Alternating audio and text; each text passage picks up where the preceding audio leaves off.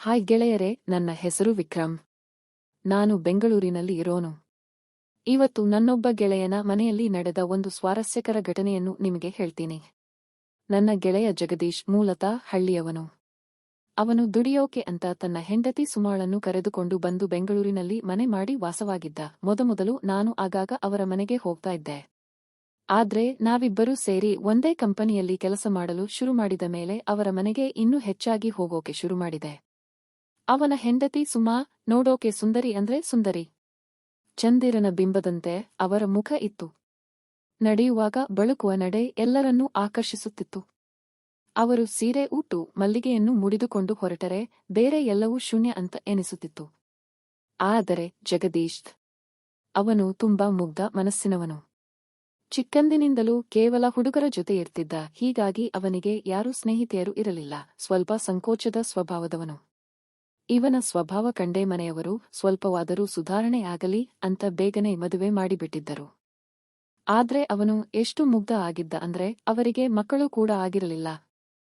ಆದ್ರೆ ಅವನಿಗೆ ಸಿಕ್ಕಿದ್ದ ಹೆಣ್ಣು ಅಪ್ಸರೆ. ಸುಮಾಳಿಗೆ ಸ್ವಲ್ಪ ಹೆಚ್ಚಿನ ಜ್ಞಾನ ಇದ್ದಿದ್ದರಿಂದ ಅವರು ತನ್ನ ಗಂಡನ ವಿಚಾರವನ್ನು ಯಾರಿಗೂ ಹೇಳಿರಲಿಲ್ಲ. ಹೀಗಿರುವಾಗ ಒಂದು ದಿನ ಅವರು ಜಗದೀಶನ ಮೇಲೆ ಪ್ರೀತಿಯಿಂದ ಬಿದ್ದಾಗ ಅವನು ಅಯ್ಯೋ, ಹೊರಗೆ ಕೆಲಸ ಇದೆಯಾ ಅಂತ ಹೇಳೋಕೆ ಸಿದ್ಧನಾಗಿದ್ದ. ಆಗ ಸುಮಾ, ನೀವು ಇದೇ ರೀತಿ ಅಮಾಯಕರಾಗಿ ಪೆದ್ದಾಗಿದ್ದರೆ ನಮ್ಮ ಸಂಸಾರ ಹೇಗೆ ಸಾಗುತ್ತದೆ? ನಿಮಗೆ ಗೊತ್ತಿಲ್ಲ ಅಂದ್ರೆ ಯಾರನ್ನಾದರೂ ಕೇಳಿಯಾದರೂ ತಿಳಿದುಕೊಳ್ಳಬೇಕು. ಪಕ್ಕದಲ್ಲಿ ಇಷ್ಟು ಸುಂದರಿ ಇದ್ದರೂ ಒಮ್ಮೆಯಾದರೂ ಮಾತನಾಡಬೇಕು, ಆಸ್ವಾದಿಸಬೇಕು ಎಂದಿದ್ದರು. ಆಗ ಅವನು, ಅಯ್ಯೋ, ಅದು ಹಾಗಲ್ಲ, ನನಗೆ ಹಸಿವೆ ಆದಾಗ ತಾನೇ ಊಟ ಮಾಡ್ತೀನಿ. ನೀನು ಈಗಲೇ ಬಂದು ಊಟ ಮಾಡು ಅಂದ್ರೆ ಸೇರುತ್ತಾ ಅಂದ. 2 ವರ್ಷದಿಂದ ಬರೀ ಇಂತಹ ಮಾತು ಕೇಳಿಕೊಂಡು ಸಾಕಾಗಿದೆ. ನೀವು ಇದೇ ರೀತಿ ಮಾಡ್ತಾ ಇದ್ರೆ ನಾನು ನನ್ನ ತವರು ಮನೆಗೆ ಹೋಗಿಬಿಡ್ತೀನಿ ಅಂತ ಹೆದರಿಸಿದರು. ಆಗ ಅವನು ಕೂಡ, ಅದೇನೋ, ಯಾವಾಗ ನೋಡಿದ್ರೂ ಹೋಗ್ತೀನಿ ಅಂತ ಹೆದರಿಸ್ತೀಯಾ? ನಾನು ಮೊದಲು ಕೂಡ ಒಬ್ಬನೇ ಇದ್ದೆ ಅಂದುಬಿಟ್ಟ. ಆಗ ಅವರು, ನೀವು ಹಾಗೆ ಇದ್ದುಕೊಂಡೇ ಹೀಗೆ ಆಗಿದ್ದೀರಿ ಅಂತ ಕಣ್ಣೀರು ಹಾಕೋಕೆ ಶುರು ಮಾಡಿದ್ರು. ಕೊನೆಗೆ ಅವನು ಸಮಾಧಾನ ಮಾಡಲು ಹೋದಾಗ, ಯಾವಾಗ ನೋಡಿದ್ರೂ ಇದೇ ರೀತಿ ಏನಾದ್ರೂ ಸಮಾಧಾನ ಹೇಳ್ತೀರಾ ಹೊರತು ಒಂದು ಸಲವೂ ನನಗೆ ಹಸಿವನ್ನು ತೀರಿಸಿಲ್ಲ ಅಂತ ಹೇಳಿದ್ರು. ಕೊನೆಗೆ ಅವನು ಈ ಮಾತು ಕೇಳಿ ಅಲ್ಲಿಂದ ಹೊರಡುವಾಗ ನಾನು ಅಲ್ಲಿಯೇ ಹೊರಗೆ ನಿಂತಿದ್ದನ್ನು ನೋಡಿ, ನೀನು ಯಾವಾಗ ಬಂದೆ ಎನ್ನುತ್ತಾನೆ. ನನಗೆ ಸ್ವಲ್ಪ ಗಾಬರಿಯಾದರೂ ಇವಾಗ ಬಂದು ಚಪ್ಪಲಿ ಬಿಟ್ಟು ನಿಂತು ಬಾಗಿಲು ಬಡಿಯಬೇಕೆಂದುಕೊಂಡಿದ್ದೆ. ನೀನೇ ಹೊರಗೆ ಬಂದು ಬಿಟ್ಟೆ ಅಂತ ಹೇಳ್ದೆ. ಸರಿ, ಹೊರಗೆ ಹೋಗೋಣ, ಕೆಲಸ ಇದೆ ಬಾ ಅಂತ ಹೇಳಿದ. ಕಣ್ಮುಂದೆ ಸುಳಿದ ಸೌಂದರ್ಯ. ನಾವಿಬ್ಬರೂ ಟೀ ಕುಡಿಯಲು ಅಂಗಡಿಯಲ್ಲಿ ಕುಳಿತಾಗ ನನ್ನ ತಲೆಯಲ್ಲಿ ಅವರಿಬ್ಬರು ಮಾತನಾಡಿದರ ಬಗ್ಗೆ ಯೋಚನೆ. ನನ್ನ ಗೆಳೆಯ ಅದೃಷ್ಟವಂತ, ಇಂತಹ ಸುಂದರಿಯನ್ನು ಇಟ್ಟುಕೊಂಡು ಪ್ರತಿದಿನ ಹಬ್ಬ ಮಾಡುತ್ತಿರಬೇಕು ಅಂತ ಅಂದುಕೊಂಡಿದ್ದೆ. ಆದ್ರೆ ಇಲ್ಲಿ ಏನೂ ಆಗಿರಲಿಲ್ಲ, ಎಲ್ಲವೂ ಖಾಲಿಯಾಗಿ ಇತ್ತು. ಹೀಗೆ ನಾನು ದಿನ ಅವನು ಆಫೀಸ್ಗೆ ಹೋದಾಗ ಬೇಕಂತಲೇ ಅವರ ಮನೆಗೆ ಹೋಗುತ್ತಿದ್ದೆ. ಆಗ ಅವರು ನನಗೆ ಕುಡಿಯಲು ಟೀ ತಂದುಕೊಟ್ಟರು. ಆದ್ರೆ ಅವರ ಮಾತುಗಳೆಲ್ಲ ನನ್ನ ತಲೆಯಲ್ಲಿದ್ದಿದ್ದರಿಂದ ನನಗೆ ಕೇವಲ ಅದರ ಬಗ್ಗೆ ಗಮನ ಇತ್ತು. ನಾನು ಅವರನ್ನೇ ನೋಡುತ್ತಾ ಇದ್ದಾಗ ಅವರು, ಯಾಕೆ ಹಾಗೆ ನೋಡ್ತಾ ಇದ್ದೀರಾ? ನೀವು ಬರ್ತೀರಾ ಅಂತ ನಮ್ಮ ಯಜಮಾನ ನನಗೆ ಹೇಳಲಿಲ್ಲ ಎಂದರು.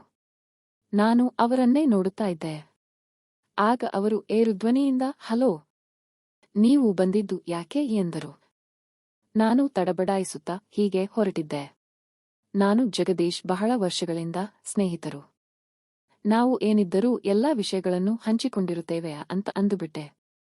ಆಗ ಅವರು ನನ್ನ ಮಾತನ್ನು ಕೇಳಿ ನಾನು ಯಾವುದರ ಬಗ್ಗೆ ಮಾತನಾಡುತ್ತಿರಬೇಕು ಎಂದು ಯೋಚಿಸತೊಡಗಿದರು. ಇವನು ಜಗದೀಶನಿಗೆ ನಾನು ಪ್ರತಿದಿನ ಪೀಡಿಸುತ್ತಿರುವ ಬಗ್ಗೆ ಏನಾದರೂ ಹೇಳಿದ್ದಾನಾ?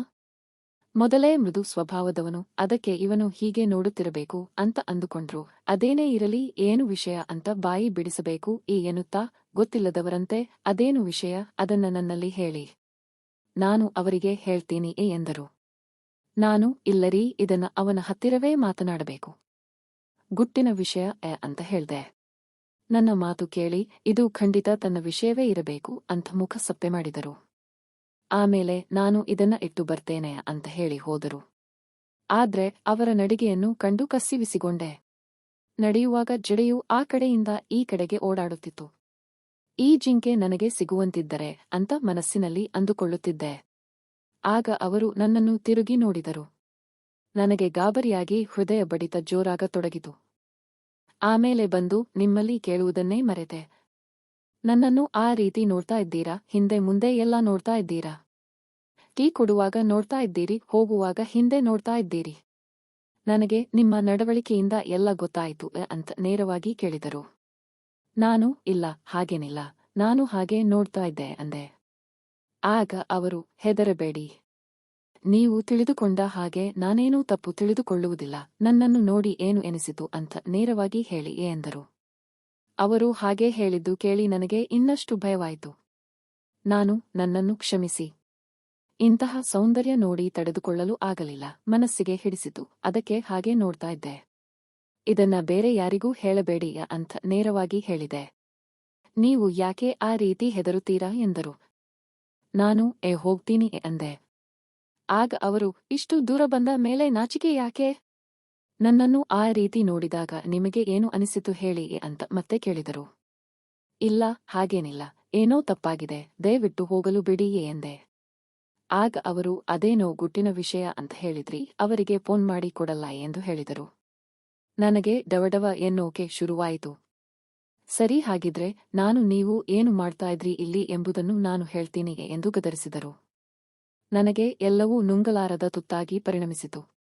ಕೊನೆಗೆ ಆದದ್ದು ಆಗಲಿ ಎಂದು ಹಿಂದಿನ ದಿನ ಕೇಳಿಸಿಕೊಂಡ ಎಲ್ಲಾ ವಿವರ ಅವರಿಗೆ ಹೇಳ್ದೆ. ಆಗ ಅವರು, ಅದಕ್ಕೆ ಇವಾಗ ಏನು ವಿಷಯ ಎಂದರು. ನಾನು ತಲೆ ಕೆಳಗೆ ಹಾಕಿ, ಇಂತಹ ಅಂದವನ್ನು ನೋಡಿಯೂ ಆತ ಸುಮ್ಮನೆ ಇದ್ದಾನಲ್ಲ ಅಂತ ಹೇಳ್ದೆ. ಅವರು, ಅದೆಲ್ಲ ನನಗೆ ಗೊತ್ತು, ಮುಂದೆ ಹೇಳಿಯೇ ಎಂದಾಗ, ನಾನು ನಿಮ್ಮನ್ನು ಮೊದಲ ಸಲ ನೋಡಿದಾಗಲೇ ನನ್ನ ಮನಸ್ಸಿನಲ್ಲಿ ಏನೇನೋ ಅನಿಸಿತು. ನಿಮ್ಮಲ್ಲಿ ಒಮ್ಮೆ ಕೇಳಬೇಕು ಅಂತ ಅನಿಸಿತು. ಆದ್ರೆ ಗೆಳೆಯನ ಮನೆಯವರ ಜೊತೆ ಇದೆಲ್ಲ ಸರಿ ಇರಲ್ಲ ಅಂತ ಸುಮ್ಮನಾಗಿದ್ದೆ ಅಂದೆ. ಆಗ ಅವರು, ನೀವು ಆ ರೀತಿ ಅಂದುಕೊಂಡರೆ ಏನಾಗುತ್ತದೆ? ನಿಮಗೆ ಅನಿಸಿದ್ದು ಹೇಳಿದರೆ ತಾನೇ ಎಲ್ಲ ಗೊತ್ತಾಗುತ್ತೆ. ಆಗಲೇ ನಾನು ಅದಕ್ಕೆ ಏನಾದರೂ ವ್ಯವಸ್ಥೆ ಮಾಡುತ್ತಿದ್ದೆ ಅಂತ ನಗುತ್ತಾ ಹೇಳಿದರು. ಇದನ್ನ ಕೇಳಿ ನನಗೆ ಗಾಬರಿ ಮತ್ತು ಆಶ್ಚರ್ಯವಾಯಿತು. ನಿಮ್ಮ ಮಾತನ್ನು ನನಗೆ ನಂಬುವುದಕ್ಕೆ ಆಗುತ್ತಿಲ್ಲ ಅಂದಾಗ ಅವರು, ಅನುಮಾನ ಬೇಡ, ನಾನು ಹೇಳುತ್ತಿರುವುದು ನಿಜಾನೇ. ಇವಾಗ ಹಸಿವಾಗಿದ್ದರೆ ಹೇಳಿ, ಅದನ್ನು ನಾನು ತೀರಿಸುತ್ತೇನೆ. ನನಗೂ ಬಹಳ ದಿನಗಳಿಂದ ಹಸಿವಿದೆ. ಆದ್ರೆ ಜಗದೀಶ್ ನನ್ನ ಹಸಿವನ್ನು ತೀರಿಸುತ್ತಿಲ್ಲ. ನಾನು ಬೇರೆ ದಾರಿ ಹುಡುಕುತ್ತಿದ್ದೆ. ಇವಾಗ ನಿಮ್ಮ ಮಾತು ಕೇಳಿ ನನಗೆ ಧೈರ್ಯ ಬಂದಿತು ಎಂದರು. ಕೊನೆಗೆ ಇಂತಹ ಅವಕಾಶ ಸಿಕ್ಕರೆ ಯಾರಿಗೆ ಬೇಡ ಅಂತ ನಿರ್ಧಾರ ಮಾಡಿ ಅವರ ಮನೆಯಲ್ಲಿಯೇ ಅವರ ಹಸಿವನ್ನು ತೀರಿಸಿದೆ. ಅವರಿಗೆ ಹೇಗೆ ಬೇಕೋ ಆ ರೀತಿಯಲ್ಲಿ ಉಣಬಡಿಸಿದೆ. ಅವರು ಸಂತೃಪ್ತಿಯಿಂದ ತೃಪ್ತಿಪಟ್ಟರು. ನಾನು ಕೂಡ ಖುಷಿಯಾಗಿದ್ದೆ. ವಾಸ್ತವದಲ್ಲಿ ನನ್ನ ಗೆಳೆಯ ಜಗದೀಶ್ ನನಗೆ ಒಂದು ಮಾತ್ರೆಯನ್ನು ತರಿಸಿಕೊಡುವಂತೆ ಹೇಳಿದ್ದ. ಅದನ್ನು ಕೊಡಲು ಬಂದಿದ್ದೆ. ಆದ್ರೆ ಇಲ್ಲಿ ನೋಡಿದರೆ ಬೇರೆ ಘಟನೆ ನಡೆದಿತ್ತು. ಎಲ್ಲದಕ್ಕೂ ಅದೃಷ್ಟ ಬೇಕು ಅಂತ ನಾನು ಸುಮ್ಮನಾಗಿ ಮನೆಗೆ ಹೊರಟು ಹೋದೆ. ಗೆಳೆಯರೇ, ಇಂತಹ ಕಾಲ್ಪನಿಕ ಘಟನೆಗಳು ಕತೆಗಳಂತೆ ನಿಜ ಜೀವನದಲ್ಲಿ ಮಾಡಿದ್ದೇ ಆದಲ್ಲಿ ಜೀವ ಮತ್ತು ಜೀವನಕ್ಕೂ ತೊಂದರೆಯಾಗುತ್ತದೆ. ಹಾಗಾಗಿ ಇಂತಹ ಕಾಲ್ಪನಿಕ ಕತೆಗಳಿಗೆ ಪ್ರಾಮುಖ್ಯತೆ ನೀಡಬಾರದು. ಉತ್ತಮ ಜೀವನ ನಡೆಸಬೇಕು. ಜೊತೆಗೆ ನಮ್ಮ ಬದುಕನ್ನು ಹಸನಾಗಿಸುವ ಕತೆಗಳನ್ನು ಓದಿ ಸ್ಫೂರ್ತಿಯನ್ನು ಪಡೆಯಬೇಕು. ಗೆಳೆಯರೇ, ಈ ಕತೆ ಇಷ್ಟವಾಗಿದ್ದರೆ ವಿಡಿಯೋಗೊಂದು ಲೈಕ್ ಮಾಡಿ. ನಮ್ಮ ಚಾನೆಲ್ ಅನ್ನು ಸಬ್ಸ್ಕ್ರೈಬ್ ಮಾಡಿ. ಧನ್ಯವಾದ.